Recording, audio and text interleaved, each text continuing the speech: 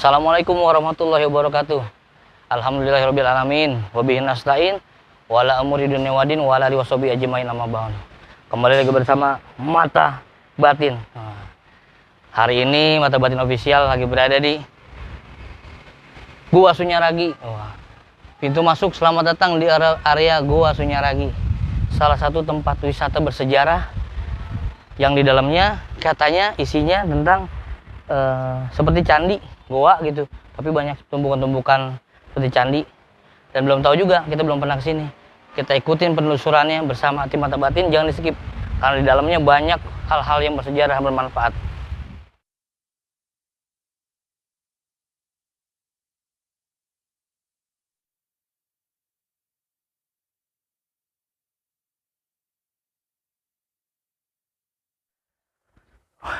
Ini salah satu bangunan ini untuk masuk menuju goa. Ini bukan goa nih, ini bangunan di atas, masih di depan ya, maksudnya belum terlalu dalam, belum goanya. Ini kita bisa lihat, waduh, bentuknya disusun seperti candi, tapi ini bukan dari batu ya. Ayo kita ikutin nih, kita ke bawah ke goa.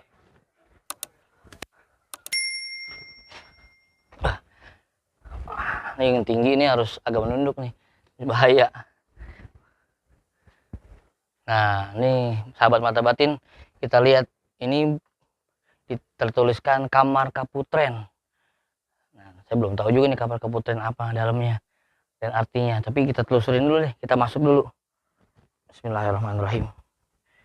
Agak mengecil, dia agak menyempit. Cuma di dalamnya ini bentuknya memang seperti kamar. Nah, di sini kita lihat nih sahabat Mata Batin, agak masuk nih bang. Saya nunduk. Nah, ini mungkin dulu jendela ya, maksudnya ini dulu Kamar Kaputren ini ada ke sana, jadi terang, tetap terang gitu, ada sirkulasi udaranya juga. Nah, saya mau, masih ada lagi mungkin nih. Masih ada lagi sahabat Mata Batin nih, kita masuk ke dalam, agak mengecil ruangannya. Bismillahirrahmanirrahim. Ke dalam sini.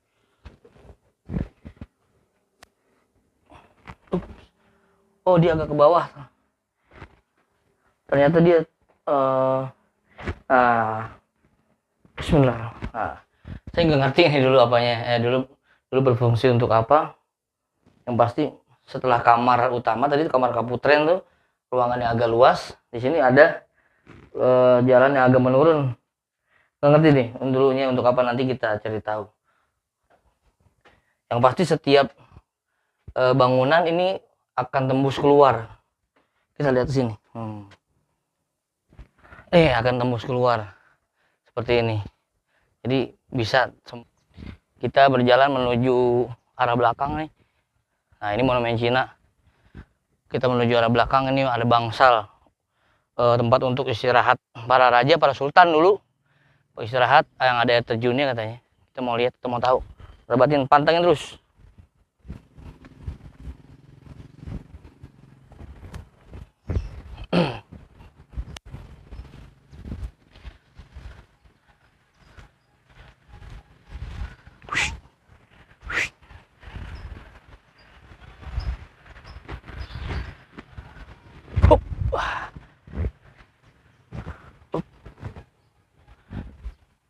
Nah, kita udah sampai nih di belakang, area belakang. Ini kita lihat, dari sini kelihatan tuh sahabat Mata Batin, bangunan yang agak tinggi dan dia agak luas, beda sama tempat-tempat yang tadi yang seperti bangunan yang kecil-kecil gitu, ada gang-gangnya, ini nggak ada. Makanya kita ikutin, kita telusurin.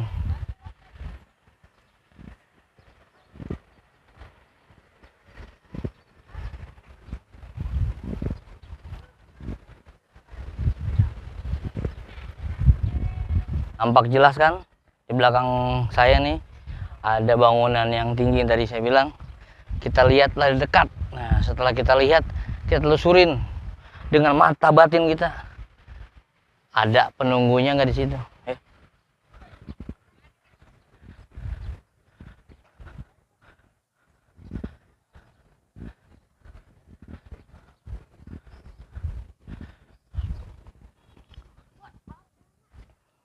Saya penasaran juga sama namanya ini. Namanya apa ini di sini? Nah, di sini tertulis di papannya ini, kita baca bangsal jinem. Wah, ini bangsal jinem namanya nih. Mungkin ini apa ya? Tempat istirahat para sultan gitu ya dulu, Sultan Cirebon, sambil untuk istirahat sambil menikmati pemandangan ke arah sana gitu kan. Karena tadinya kan ini kan dikelilingi oleh hutan jati ya, dan diapit oleh danau setengah lingkaran yang saya dapat informasinya, atau yang dinamakan Segara Jati. Ini bangsal jinem, tapi tetap ada ruang tembus yang bisa dilalui orang. Bener-bener bukan ruangan kotak biasa, tetap semuanya. Nih, ayo kita ikutin. Nih.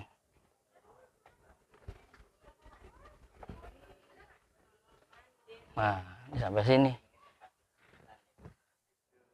kita mencoba menguak aura yang terdapat di seluruh area ini.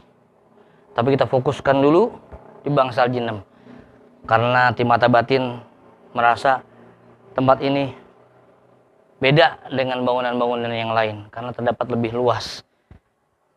Bismillahirrahmanirrahim.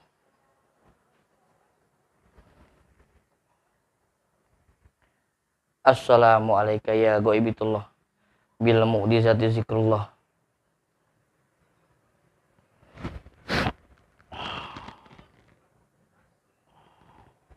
Subhanallah bihamdihi subhanallah. La ilaha la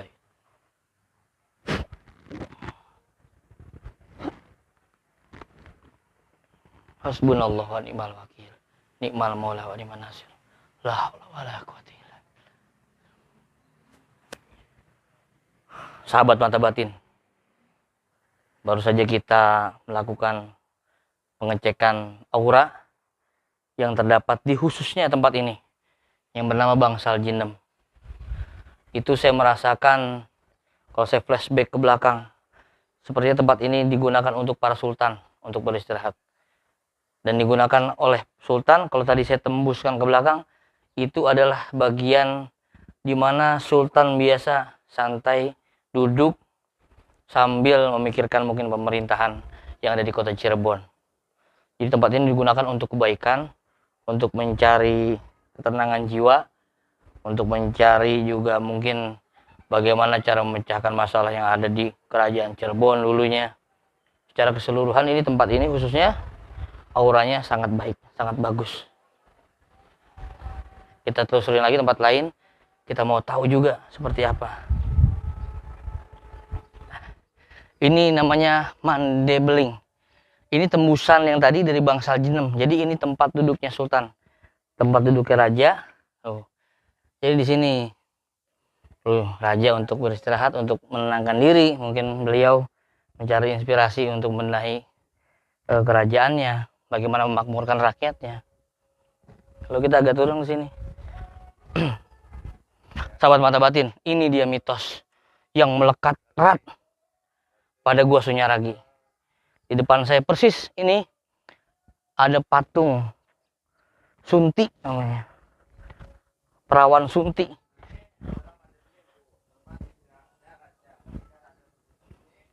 Ini patung perawan Sunti. Konon katanya ini patungnya udah nggak ada tapi dipindahin. Konon katanya kalau anak perawan atau wanita yang belum menikah memegang patung Dewi Sunti, konon katanya dijauhkan dari jodohnya.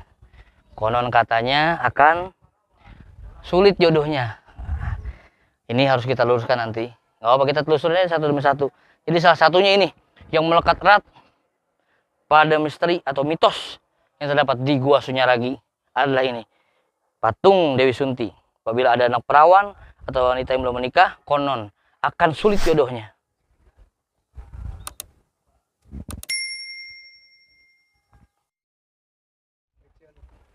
Wah, alhamdulillah. Ini ternyata jalan keluar nih. Wah, subhanallah. Nih bang, walaupun jalannya agak sempit, tembus cuma segini. Untuk muat hanya untuk satu orang, itu juga harus menunduk. Mungkin filosofinya ya gitu, harus jadi orang tuh harus menunduk, harus ada adab yang baik, akhlak yang baik. Nah, kita saksikan sekarang di sini terdapat tumpukan-tumpukan. Ini batu karang nih, bukan candi. Biasanya terbuat dari apa? Tumpukan-tumpukan batu alam gitu ya. Tapi ini agak berbeda nih, batu karang. Kalau pegang tajam ini. Kita telusurin, saya mau ke bawah nih. Sahabat mata batin, ikutin terus.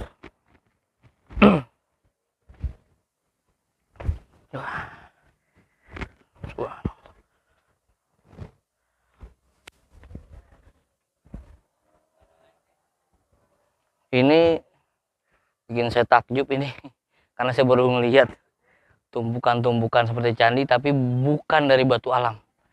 Ini batu karang asli, batu karang laut.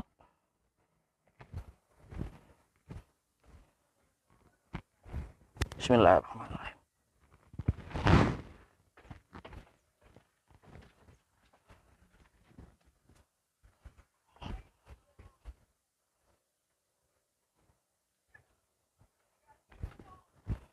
Allahumma sholli ala sayyidina. Ini sampai kita nih, ini di depan ini batu gajah. Nah, ini persis nih bang, sahabat mata batin. Ini ada patung, tapi terbuat dari, kita pegang, batu karang.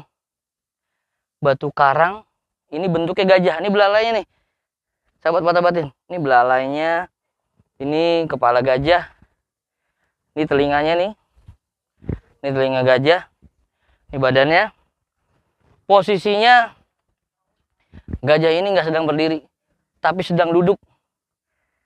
Posisinya gajah ini sedang duduk, seperti akan dinaikkan oleh sang raja. Nah, ya kan? Coba saya lihat. Nah, ini persis gajah yang sedang duduk, yang sedang ingin dinaikkan oleh sang raja. Oh, kalau saya lihat dari atas, agak jelas. Nah, ini persis. Benar, posisinya sedang menunduk, seperti akan dinaikkan oleh sang raja. Kita telusurin lagi tempat yang lain. Kita sampai nih, sahabat mata batin. Namanya Gua Kelanggengan.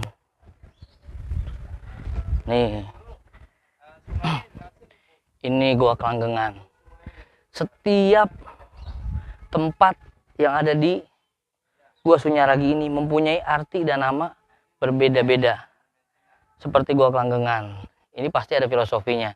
Seperti mudah-mudahan kalau kita seandainya punya usaha, punya pekerjaan, dilanggengkan, dimudahkan, dilancarkan, diawetkan, ya kan? Sebelahnya, nih ada lagi nih, sebelahnya ada patung yang dinamakan, tertulis Garuda dililit ular. Ini patung Garuda dililit ular. Garuda itu filosofinya, Garuda itu lambang kekuatan yang gagah, yang bisa terbang kemana aja, tapi masih bisa terkena lilitan ularnya. Itu kita filosofikan masih bisa terkena masalah. Jadi sekuat apapun manusia, pada dasarnya setiap manusia pasti punya masalah yang bermacam-macam, berbeda-beda. Lalu Garuda juga melambangkan apabila kita seandainya sudah terbang tinggi, punya jabatan yang tinggi, punya rezeki yang banyak, nggak boleh lupa kita dengan rezeki yang kita punya. Bagi pada orang-orang yang memerlukan, yatim, piatu, fakir, miskin. Kalau kita nggak bagi, nih contohnya, dililit ular, ngeri.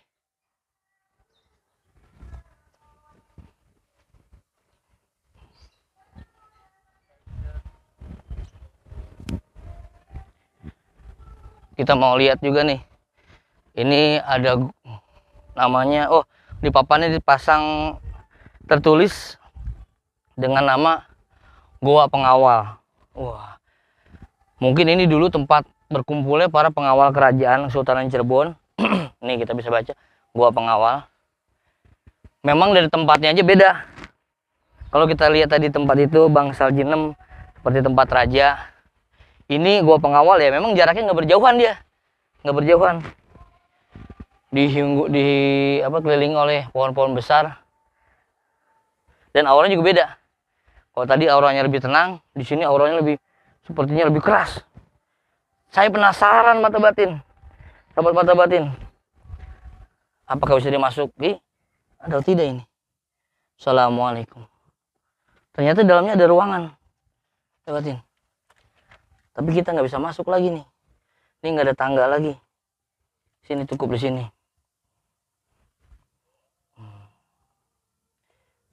Jadi cukup di sini.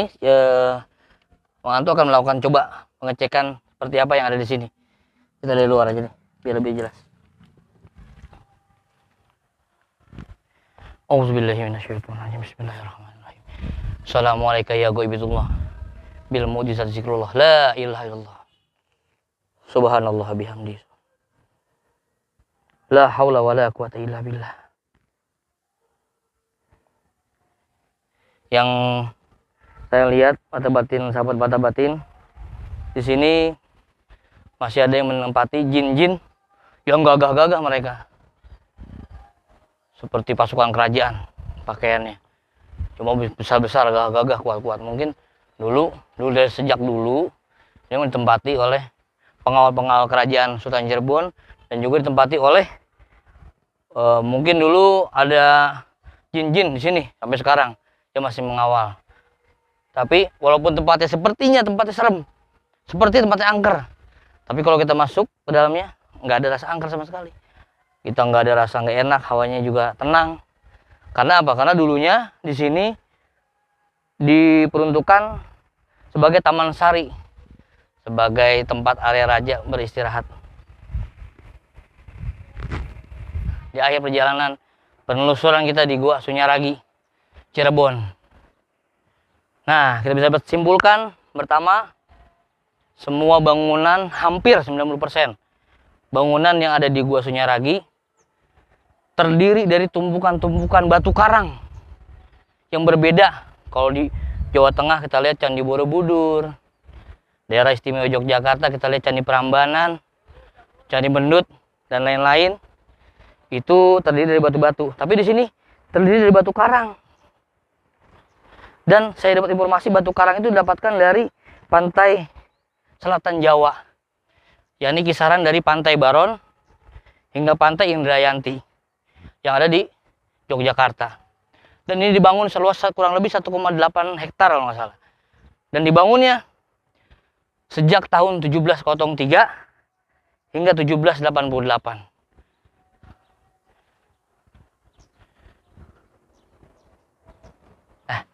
Ini dia tempat pertunjukan seni dan budaya Gua Sunyaragi. Di belakang saya tertulis jelas Goa Sunyaragi, Cirebon. Terdiri dari dua kata dan dua makna. Sunya berarti sepi. Sunya berarti sepi. Ragi itu jiwa. Berarti di sini adalah jiwa, tempat di mana jiwa untuk menepi, untuk menghusyukkan diri, untuk menghusyukkan jiwa. Jadi untuk sahabat mata batin yang telah menyaksikan penelusuran kami di Gua Sunyaragi, mudah-mudahan mendapatkan manfaat, mendapatkan pelajaran. Yang pasti, yang tadi kita bahas di patung Dewi Sunti, itu perlu saya luruskan. Tadi ada filosofi, apabila memegang patung tersebut, maka akan jauh jodohnya. Itu kita nggak patut percaya, nggak boleh percaya. Dan itu adalah mitos. Karena kalau kita percaya itu kita akan menjadi musyrik dan syirik. Nggak boleh. Kita tetap berusaha, berikhtiar tentang jodoh kita. Untuk itu kita tutup dengan sholawat. Mudah-mudahan dengan sholawat kita mendapatkan syafaat dari baginda Rasulullah SAW.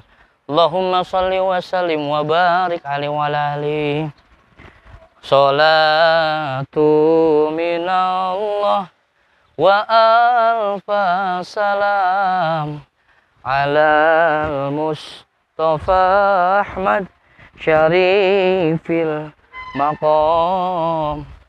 Salatu minallah wa alfa salam ala Mustafa Ahmad Syarifil maqam. Jangan lupa untuk share, like, dan komen untuk Mata Batin, dan jangan lupa subscribe untuk mendukung terus tayangan Mata Batin Official untuk menyuguhkan tayangan-tayangan yang berikutnya untuk menunjukkan tayangan-tayangan yang berkualitas berikutnya. Assalamualaikum warahmatullahi wabarakatuh.